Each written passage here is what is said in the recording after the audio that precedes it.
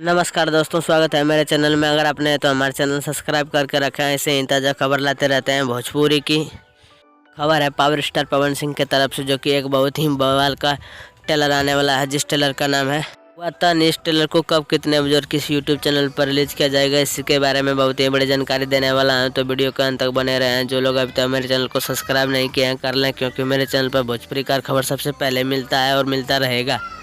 इस फिल्म में पवन सिंह और सपना गिल दिखाई देंगे, जो कि सपना गिल हरियाणी हीरोइन है। पहले हम इस फिल्म के बारे में जान लेते हैं। इस फिल्म में कहानी है इमोशनल लव स्टोरी कॉमेडियल फिल्म, जो कि बहुत ही सिनेमाघरों में पसंद किए जाने वाला ये फिल्म है। और इस फिल्म के गाने के बारे में बात करें तो बहुत ही ज़बरदस्त वीडियो सॉन्ग है, जो कि इस फिल्म का वीडियो लंदन में शूट किया गया है। वतन बता दें कि इस फिल्म का ट्रेलर अगले महीने रिलीज़ किया जाएगा और फिल्म सिनेमाघरों में लॉकडाउन के बाद लगा जाएगा।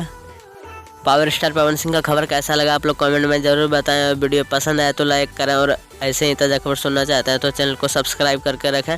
धन्यवाद दोस्तों, मिलते हैं अगली वीडियो में, तब तक के लिए बाय बाय।